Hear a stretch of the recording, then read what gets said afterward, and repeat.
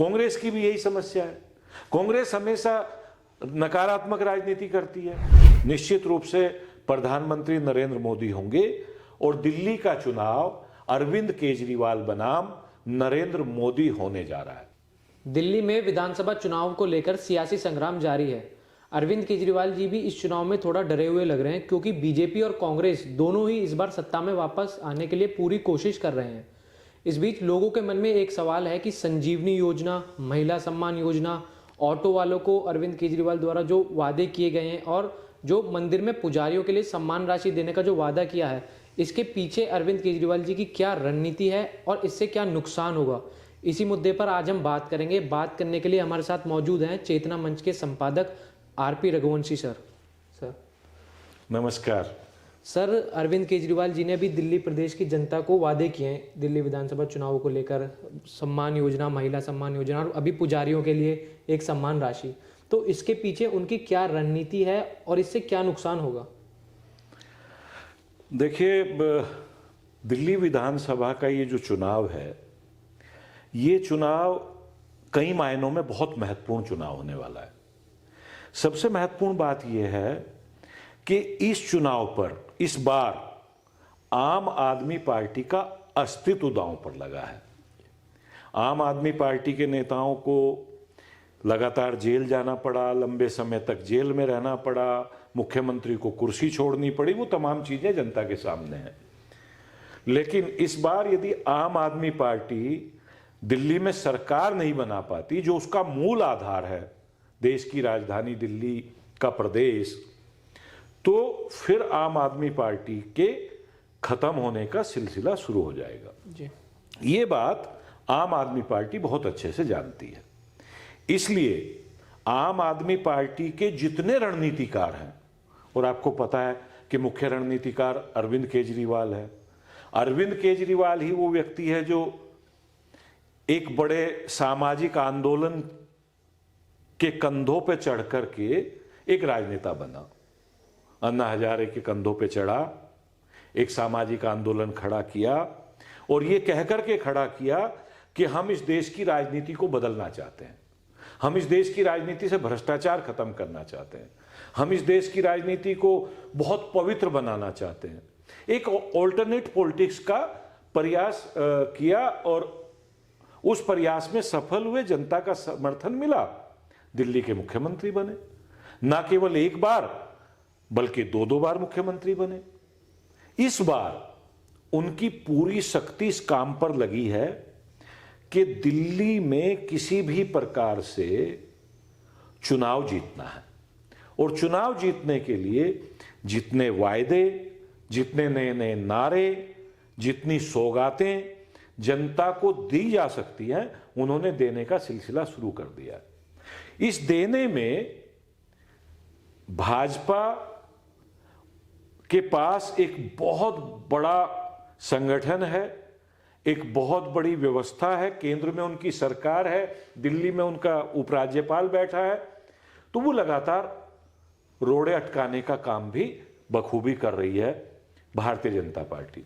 लेकिन भारतीय जनता पार्टी को भी ये अच्छे से पता है कि नेगेटिव पॉलिटिक्स, नकारात्मक राजनीति दिल्ली में कभी नहीं चली। नकारात्मक राजनीति के कारण ही पिछली बार चुनाव में, पिछली जो विधानसभा का चुनाव हुआ दीप जी, दिल्ली विधानसभा का, उसमें माननीय प्रधानमंत्री ने अरविंद केजरीवाल के लिए जिस तरह के नेगेटिव परसेप्शन को खड़ा करने का प्रयास किया, वो भाजपा के लिए उल्टा पड़ा। और उसका उल्टा पड़ने का नतीजा था कि आम आदमी पार्टी सबको चौंकाते हुए एक तरफा जीत गई। यही भाजपा को देखना पड़ेगा कि आम आदमी पार्टी जो भी लोक लुभावने वायदे कर रही है, उनका नेगेटिव परसेप्शन लाने की बजाय उससे बड़ी लाइन खींचनी पड़ेगी। कांग्रेस की भी यही समस्या है। कांग्रेस हमेशा नकारात्मक राजनीति करती है।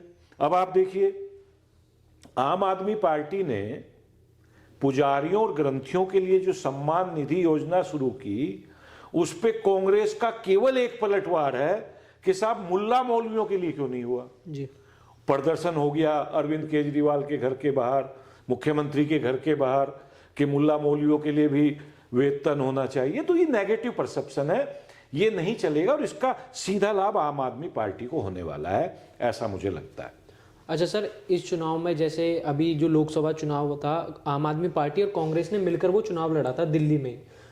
अभी विधानसभा चुनाव में आम आदमी पार्टी और कांग्रेस अलग हो गई और दोनों पार्टियों में जो उनके नेता हैं आपस में भिड़ गए। तो उस पर मतलब इस चुनाव में जो अलग आम आदमी पार्टी और कांग्रेस के अलग चुनाव लड़ने के पीछे क्या रणनीति हो सकती है? असल में दीप, आपको ये समझना पड़ेगा कि कांग्रेस संगठन की दृष्टि से जमीन पर मौजूद नहीं है। लोकसभा के चुनाव के जो नतीजे दोनों पार्टियों के मिलाकर के आए हैं वो बहुत खराब नतीजे सबके सामने हैं। तो उसका सीधा सा अर्थ यह है कि कांग्रेस साथ में रहे या विरोध में रहे। दिल्ली के विधानसभा के चुनाव में कांग्रेस की वही दुर्गति होनी है जो लगातार होती आ रही है। दिल्ली में सबको पता है कि सीधा सीधा चुनाव भारतीय जनता पार्टी और अरविंद केजरीवाल की आम आदमी पार्टी के बीच में है। हाँ, ये बात सही है कि कुछ जगहों पर, जैसे झुग्गी बस्तियों में, जैसे अल्पसंख्यक बाहुल्य क्षेत्रों में, कांग्रेस आम आदमी पार्टी का वोट काटने का काम कर सकती है। इस बात को लेकर के आम आदमी पार्टी सतर्क होगी, ऐसा मुझे लगता है। और यदि वो सतर्क नहीं है और कांग्रेस को बिल्कुल ही हल्के में लेने की गलती आम आदमी पार्टी करेगी, तो उसको उसका कम से कम अल्पसंख्यक क्षेत्रों में, जहां अल्पसंख्यक आबादी बड़ी संख्या में है, वहां नुकसान हो सकता है। उधर भारतीय जनता पार्टी की रणनीति ये जरूर रहेगी कि जैसे पूरे देश में कहीं भी चुनाव होता है, चाहे वो लोकसभा का चुनाव हो या प्रदेश की विधानसभाओं का चुनाव हो, भारतीय जनता पार्टी का सबसे बड़ा हथियार है उसका धार्मिक ध्रुवीकरण। भारतीय जनता पार्टी का हमेशा ही प्रयास रहता है कि चुनाव हिंदू मुस्लिम एजेंडे पर हो जाए। वैसा मुझे लगता है कि दिल्ली में शायद नहीं हो पाएगा, क्योंकि दिल्ली में पढ़ी लिखी जनता रहती है, बड़ी संख्या में इलीट क्लास की कॉलोनियां हैं, विधानसभा इलीट क्लास की बहुत बड़ी संख्या में है। तो वहां पर भारतीय जनता पार्टी को निश्चित रूप से प्रधानमंत्री की उन सारी योजनाओं का लाभ लेना पड़ेगा, प्रधानमंत्री के उन तमाम एजेंडों का लाभ लेना पड़ेगा, उन नीतियों का लाभ लेना पड़ेगा, जिसकी वजह से ये परसेप्शन पूरी दुनिया में बना है कि भारत के प्रधानमंत्री नरेंद्र मोदी जी के कारण पूरी दुनिया में भारत का मान सम्मान बढ़ा है। और आप देख रहे होंगे, आप तो ग्राउंड पे रिपोर्टिंग कर रहे हैं, आपकी वीडियोज में मैंने भी देखा है कि लगातार बहुत सारे लोग, बहुत सारे आपके व्यूअर्स आपसे जो बात करते हैं, वो लोग दिल्ली की विधानसभा के वोटर्स ये कहते हुए नजर आते हैं कि प्रधानमंत्री नरेंद्र मोदी जी ने पूरी दुनिया में भारत का नाम बढ़ाया। तो भारतीय जनता पार्टी को निश्चित रूप से, चाहे अनचाहे मन से, अरविंद केजरीवाल के सामने नरेंद्र मोदी जी का चेहरा ही रखना पड़ेगा, तभी भारतीय जनता पार्टी दिल्ली में आम आदमी पार्टी को हरा सकती है, ऐसा मेरा मानना है। जी सर, एक बहुत ही बड़ा सवाल है जो दिल्ली की जनता के मन में है कि दिल्ली में बीजेपी का सीएम चेहरा कौन होगा, क्योंकि हमने देखा कि कई प्रदेशों में बीजेपी ने मोदी जी के नाम से, मोदी जी के चेहरे से चुनाव जीते, पर दिल्ली में उनका ये वाली स्ट्रेटेजी आके फेल हो गई। तो क्या उसके पीछे क्या कारण है और कौन दिल्ली में बीजेपी का सीएम नेता होगा? देखिए दीप, अभी ये कहना बहुत मुश्किल है कि भारतीय जनता पार्टी दिल्ली में कोई मुख्यमंत्री का चेहरा घोषित करेगी। हालांकि भारतीय जनता पार्टी के कम से कम 1 दर्जन लोग इस प्रचार में लगे हुए हैं कि वही मुख्यमंत्री पद का चेहरा होंगे। सबसे बड़ा नाम भूतपूर्व मुख्यमंत्री साहब सिंह वर्मा जी के पुत्र परवेश वर्मा जी, वो ये लगातार दिखाने की कोशिश कर रहे हैं कि जैसे उनको आशीर्वाद ही मिल गया है भारतीय जनता पार्टी के राष्ट्रीय नेतृत्व का, और वो ही मुख्यमंत्री पद का चेहरा होने वाले हैं।